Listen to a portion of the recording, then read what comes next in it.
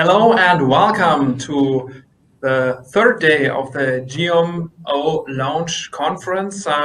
My name is Florian Wesnov. I'm the Managing Director of Solar Promotion International, and I will be the host and guide you through this session, which will be on the Middle East. And the question here is how the solar growth at record low power levels really looks like. So it's a pleasure for me to introduce the speaker of today, Gurmeet Kaur. She's board member of the Middle East Solar Industry Association, and she will give us a deep dive into what is really happening in the region and what the prospects for the future might look like. So it's a pleasure for me to have you here on board. Thank you very much for joining us, and the stage is yours. Please go ahead. And for the audience, please note, of course, you can ask questions every time. Just use your chat function. And of course, we are happy after the presentation to answer your questions. Thank you very much. The stage is yours. Thank you very much, Florian. And good morning, everybody. It's a pleasure for me to be here today. As Florian said, I'm a board member of MESIA. MESIA is the Middle East Solar Industry Association. We're the premier body to try and develop and promote solar industry in Middle East and Northern Africa. And we have a variety of members ranging from suppliers, developers, government stakeholders, banks, consultants, etc. So it's a real pleasure to be here today. I also am a partner in Pinson Masons. Pinson Masons is a global law firm, and I specialize in energy and infrastructure projects. So what I'll be talking to you today about is to give you an overview of the Middle East market and to talk about some of the pipeline projects and some of the challenges and opportunities. So if I could have the next slide, please.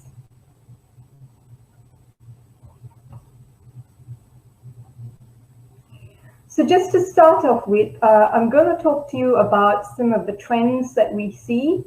And I think it's fair to say the trend is that, we're going to have a continued growth of solar projects, certainly in the Middle East.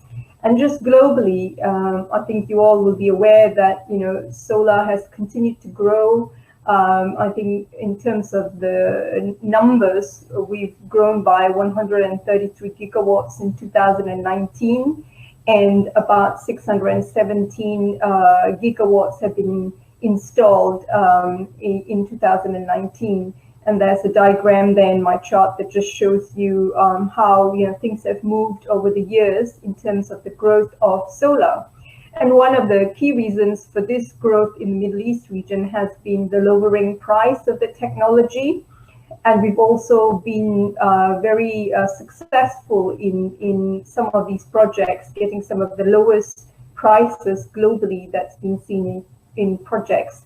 So for example, in Dubai, in the UAE, last year we had a 900 megawatts project. This is a solar PV project, and the pricing that was achieved for that was about 1.699 US cents per kilowatt hour, which is pretty low. And in Northern African region, which typically obviously had higher prices because it was more difficult to obtain funding, etc., we're also already seeing very, very cheap solar power being produced there. So two examples on my slide there is in Tunisia, in a 200 megawatt project, we've achieved prices of 2.44 cents per kilowatt hour, and Egypt, similar sort of prices, 2.27 cents. Next slide, please.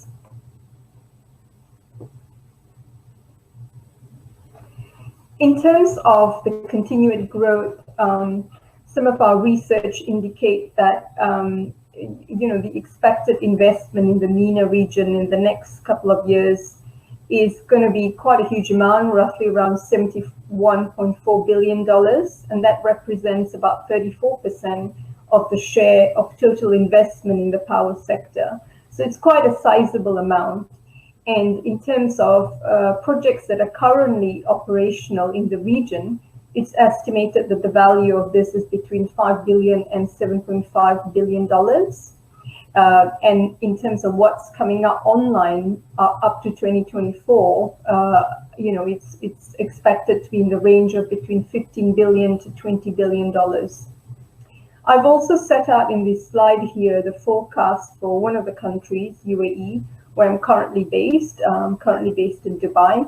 And as you can see from this chart, there is quite a healthy pipeline of the expected growth in the next couple of years. So, I think, we're looking at about between 2 to 7 megawatts of power being installed. Could I have the next slide, please? So in terms of project updates, there's been a number of interesting developments in the region.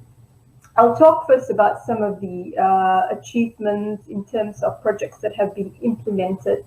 So in UAE, a large project in Abu Dhabi, this is called Swehan, and it's about 1.17 gigawatts. This was tendered in a couple of years ago, and as of last year, in mid of last year, they achieved commercial operation. So that's the Al Noor Energy project. In Saudi Arabia, they launched a very aggressive and healthy pipeline of solar projects a few years back as well. And this is known as the REPDO Round 1. REPDO is a renewable energy project development office in Saudi Arabia.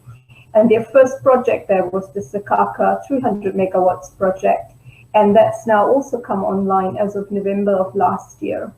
And similarly in Egypt, there's been a huge development in the Benban Park, and about 1.4 gigawatts of solar has now been commissioned in that park.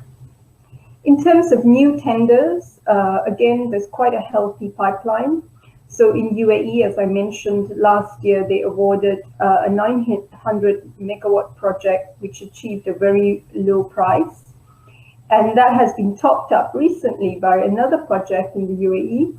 And this is a 2 gigawatt solar plant in Al Dhafra in Abu Dhabi. So they first achieved bids in November, and then there was a rebid early this year, right in the middle of the coronavirus pandemic. But interestingly, despite COVID, we still got a very low price, so a global record price of 1.35 cents per kilowatt hour for that project. So it just goes to show that the price of the technology is continuing to fall. And obviously, I guess in the Middle East region, they've been fortunate to be able to get quite cheap financing as well. That's been helping in terms of getting these sort of prices. We see in Morocco, which is in northern Africa, that they've also managed to get quite interesting prices by the use of hybrid projects. So this is the Noor Midelt project, which is a hybrid solar PV and a CSP plant. And for that, a price of 7.1 cents per kilowatt hour was reached. In Saudi Arabia at the moment, round 2 of their solar program is underway. So that is 4 large projects and 2 small projects. And currently those projects have been going through negotiations phase with the preferred bidder and expected to reach financial close in the next couple of months. They have also launched round 3 of their program, and round 3 consists of 2 large projects totaling 1 gigawatt. There's a project for 700 megawatts and another for 300 megawatts. And then there will be 2 smaller projects as well coming online, sometime this year. And that's also interesting because there was some concern that with coronavirus and, the slowing down and lockdowns, maybe some of these projects will not be tendered. But it looks like they have still gone ahead with the projects, which is good news. And what's also good news is they have given bidders a longer period of time to respond. So in the previous rounds, people were given like 4 months, but now that's been extended to 6 months. So it's a bit more time for bidders to put together their responses. Egypt is also moving ahead. Oman is fairly new in relation to renewables, but they closed a project last year, which is a 500 megawatt solar PV project. And they are now looking to tender 2 more. Also 500 megawatts. So we're waiting to see when the tenders would be issued. I expect there'll be some slowdown because of COVID, but the expectation is that they will still go ahead. And then Kuwait as well have got plans for projects to come up, hopefully later part of this year. Next slide, please. So this slide just shows you that, you know, obviously apart from the GCC countries, there's also been a lot of developments in other parts of the Middle East and Northern Africa. So Algeria, Bahrain, Egypt, Jordan, Kuwait, Morocco, all the countries have now, you know, got quite a focus on renewable energy. And what is good is that the governments have set clear targets and set clear policies. So you see that the targets differ between countries, but they all have very ambitious targets, you know, 20% or more in some cases of their energy mixes to come from renewables. And this has obviously helped drive the growth of this sector in this part of the world. And, you know, then further down the slide, you've got objectives of different countries as well in the GCC. And for example, you can see that UAE has got a plan to have 44% of their power come from renewable energy. And I think what's interesting is, you know, although the drive to solar was led by certain countries at the beginning, so for example, Jordan had started this drive in the Middle East because they were very dependent on fossil fuel, and they set up very clear regulatory frameworks, they set up policies. We see 5 years later now, most of the countries in the GCC in Northern Africa has got some form of targets and policies aimed towards renewable, which is a positive thing. Next slide, please. So let's look now at some of the developments outside large-scale, you know, utilities. So I must say that the drive in the Middle East have been mainly around large-scale utility projects, but on the other hand, what we're now seeing is there is a need towards other forms of renewables. So I think the key things here would be storage. We expect that, you know, there will be more and more of storage type programs that would come up. So this could be solar PV plus battery, or CSP, more CSP type projects, or even green hydrogen coming into the mix. We're also starting to see more distributed generation, so rooftop solar, for example. So certain countries like UAE, Saudi Arabia, Jordan, Egypt, they all have enacted regulatory frameworks to enable connections of, you know, self-generators to the distribution system. And this has helped to drive this part of the market. There's still some challenges because certainly in terms of residential tariffs in this part of the world, it's still quite low because a lot of the electricity prices are being subsidized by government. So it's difficult to make that switch to solar because there isn't much of an incentive for a lot of the residential community. But we're certainly seeing in the commercial and industrial community that there is now quite, you know, the incentive is there to move towards using renewable energy. So there has been a number of projects where large-scale factories or businesses have installed rooftop solar on their buildings, and that has helped, you know, to generate power, and then any excess power can be exported back into the distribution networks. And the way it works out in most of the Middle East countries is it's not that you get a feed-in tariff for the excess power, but instead you get a credit or a set-off on your future electricity bills. So it's what's known as a net metering system. And most of the countries here follow that. So UAE, Saudi Arabia, even Jordan is based on this net metering system. Oman remains the only one that's slightly different because they do pay you based on a bulk supply tariff. And then the last thing there to note in terms of some trends is also there's now more talk about energy efficiency and sort of building in solar into buildings. So the use of solar water heaters, and then also solar desalination, we're talking about electric vehicles and also using solar in district cooling. Next slide, please.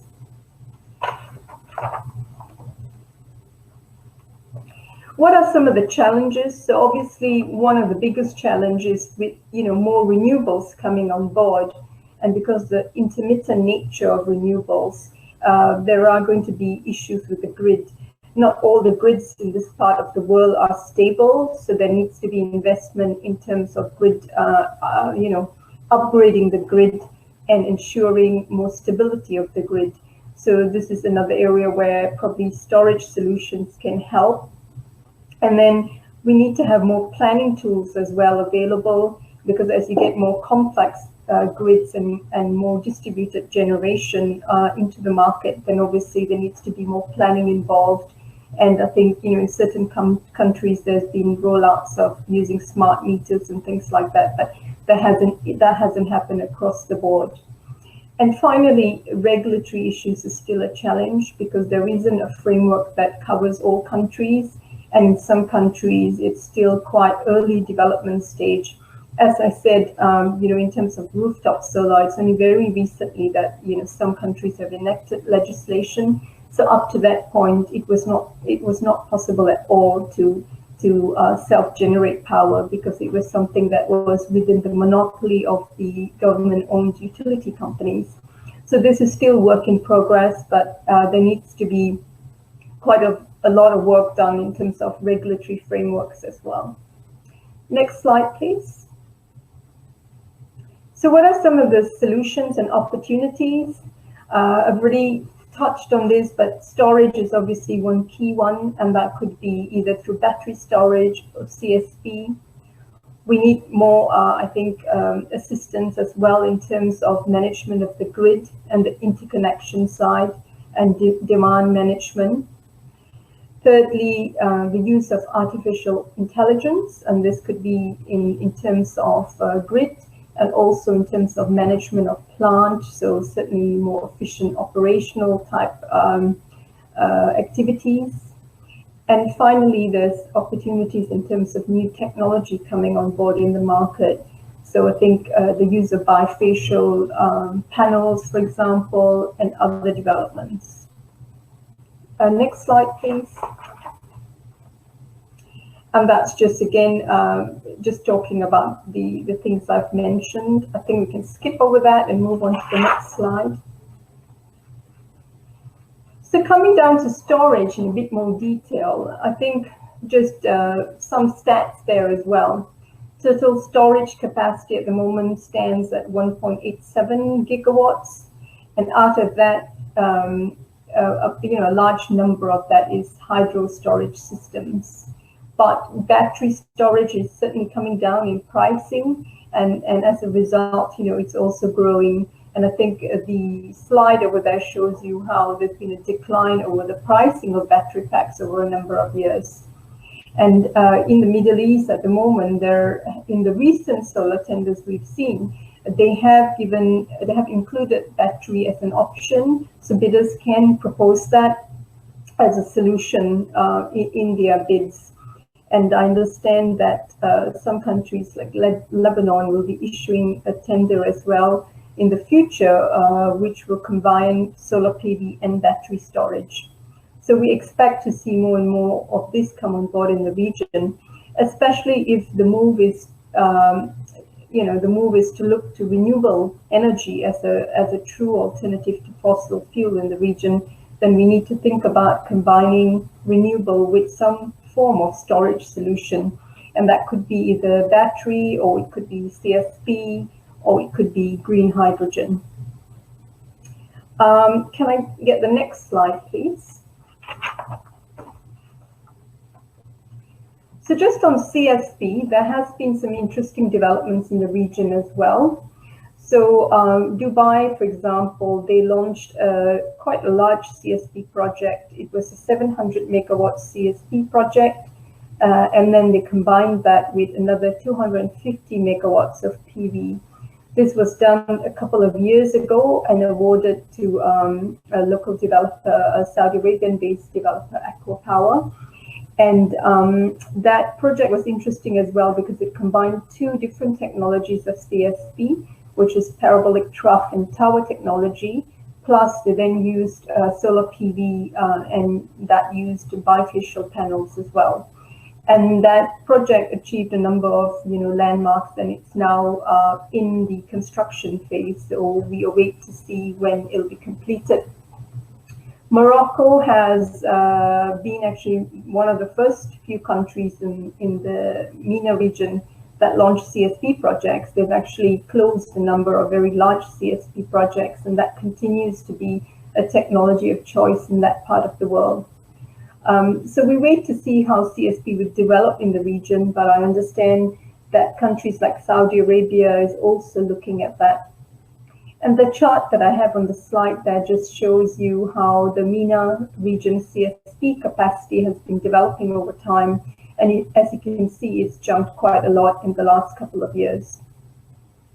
So I think the benefits of CSP is obviously it can offer round-the-clock energy, and especially if it's being combined with solar PV, it can offer some advantages in terms of pricing, because it's obviously slightly cheaper, and that's what the Dubai project had done. That combined solar PV and CSP. And in Morocco as well, in the recent Midelt project, that was a hybrid CSP PV project. And yeah, so I think that brings me to the end of that slide, and I would just conclude with the last slide. And this is just to talk about some of the new technologies as well. So as I briefly mentioned before, we are starting to see that come into the region. So the use of bifacial, half-cut, perovskite, and other forms of technology coming in. And then, another interesting development is floating PV. So in Dubai recently, there's been an announcement to launch a project, which is floating solar. We expect to see more development as well in terms of improved batteries and other sort of technologies such as thin film and building integrated PV come up as well in this region. So that brings me to the end of my presentation. Can I just have the next few slides? So these are just some slides on what MESIA has done. We obviously try to promote solar development throughout the region, and we have a number of trade missions, as you can see, in a few countries in the region. Next slide, please. Some of the things MESIA does as well is we produce research reports, and we try to offer support to our members in terms of dealing with stakeholders such as government stakeholders. We sometimes write white papers and things like that, so we welcome input from other, global industry organizations and also members from around the globe. Next slide, please. And this is our current board members. There are, as you can see, 8 of us. And next slide, please. These are some of our members. As you can see, it's a representation of different participants in the industry. And I think the final slide. Oh, sorry. This is our ambassador. I think he's very well known around the world. And the last slide. And that's just some information on how you can get in touch with us. So thank you very much. I hope that's been useful. Happy to take questions. Thank you very much. That was very inspiring for me to get all the trends and the details, what's going on. Let me raise the first question. So you have in your presentation the buzzword green hydrogen, and this is kind of interesting for me to see when we are looking at what's happening now in Europe. There's a European green hydrogen strategy. Germany is doing a hydrogen strategy as well. What is your thought? What is your take about what's going to happen and what the needs to do in the region when we are talking about Middle East and North Africa? What's going to be done that the green hydrogen, let's say, strategy will really go into place? Yeah, I think at the moment it's still very early in the Middle East. I think there needs to be more sort of maybe collaboration with some of you in Europe and other parts of the world where you have got more progress in terms of this technology and development and seeing it operate in projects. It's very, very new in the region, so there hasn't been much in terms of implementation. And even in tenders, we don't really see them specifying hydrogen as a technology. But I think, generally speaking, the governments are looking towards more efficient and clean forms of energy. So they're not, solar is a big part of it, but obviously it's not just solar, and they are open towards any type of technology as long as it fulfills, this aim of reducing the carbon footprint in the region. And I think there was a slide where I showed what the targets were for the different countries. And that's not any technology specific, it's just an overall thing. So I think there's definitely scope for it, probably in time when there is more sort of evidence on how well it works elsewhere in the world. It will make its way into the Middle East as well. But at this stage, there hasn't been any clear sort of policy or funding or anything like that, just dedicated towards green hydrogen. It's been more, renewable as a whole, but not technology specific. Yeah, which makes sense, of course. So when we're talking about hydrogen, this is obviously, of course, a topic which is highly related to infrastructure, all the investment and measurements you have to take to really foster that. So when it comes then to, let's say, to the investment perspective, what do you think will happen in the next years? So of course, we all know that to build all these big projects like CSP, like all the solar power plants and farms, and even we're then talking about the big projects like green hydrogen, there must be, of course, some sort of investment perspective. What do you think? Is this only related to the Middle East countries, or what do you think from, let's say, the security of investment and investment opportunity for the northern part of Africa? Can you comment that? Yeah, I think it's a bit different between, let's say, the GCC countries and then the Middle East and like Northern African countries. I think for the Northern African countries, there's, traditionally been funding as well from donor agencies. So you have all the donor banks, like World Bank, EBRD, different European funds, etc. That's invested more in that part of the world, whereas they wouldn't necessarily come into the GCC countries because it's less of a need, and the GCC countries all have their sovereign wealth funds that would also invest. So it hasn't been such a difficult thing for the GCC countries to secure funding for these kind of projects. So I think that will continue to be the case. Even when you talk about green hydrogen and other forms of renewable coming into the market, they will probably need to rely more on some of these donor agencies to bring some funding in, and that will be linked to reducing carbon footprint, equity principles, and other things like that, as to why it would make sense and it would be beneficial to do so. So I think as long as there is that availability of funding and the projects are structured in a way where it is bankable, so you have a robust sort of contractual framework, you have the right sort of regulatory sort of framework around it, then it should also be able to take off in the same way as the CSP projects in Morocco have. Interesting, yes, of course.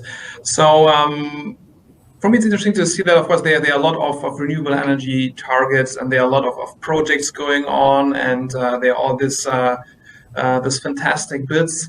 When it comes now to value added, do you see that manufacturing, let's say, not only in the GCC countries, but maybe in Northern Africa, might be an opportunity as well? Or do you see a scenario where most of the components, like modules, like cables, like inverters, and so on and so forth, are imported in the regions? Or do you see the opportunity let's say, to do some manufacturing hubs in the region to add a little bit more of value? Oh yes, certainly. There are opportunities, big opportunities for manufacturing. In fact, like in Saudi Arabia, they have very, very high requirement for local content. So in all their tenders, you have to satisfy a minimum level of local content. And you can do that by setting up manufacturing hubs in country or joint venturing with, local contractors. And the reason why they did that in their bids is to make sure that there is that development of in-country, production and also training and development, so that the individual countries can, actually benefit from this and develop up to a point where they can then manufacture and, in fact, even export products at some point in the future. So I think like Saudi Arabia's got that. Morocco also has got quite, strict local sort of content requirements. And that has actually helped, because I think in some of the early projects in Morocco, when Aquapower and other developers have gone into the country, they have set up this sort of collaboration with the locals and manufacturing facilities there. And now you're at a stage where these things, maybe not everything, but a lot of the components can be produced locally. All right, so that's now. I would like to change a little bit of the topic regarding to, let's say, transportation. So that's is that an opportunity to go to more clean or green or carbon-free transportation, like electric cars, like electric vehicles in the region, especially in the GCC, or do you think that is too early now to have, let's say, the right strategy for that? No, I don't think it's too early. And in fact, you have seen that in some of the GCC countries. So like in UAE, for example, in Dubai, the Roads and Transport Authority, they have, quite ambitious plans in terms of electric vehicles. So they already have some electric vehicle charging stations around the place, and you already see a number of electric vehicles on the road. Some of the taxis are all, electric. They also have plans to have, sort of electric forms of other modes of transport, like aerial taxis and things like that. It's still plans, but I think there is this general drive to have greener transport modes as well. And it's just at different stages of development in different countries. But yeah, I think there is definitely a potential for that in the future. Fantastic. I do not see any further questions, so that for me that is a sign that everybody needs now some coffee or tea. It was, as it were, very inspiring for me. Thank you very much for joining us. Please enjoy your coffee.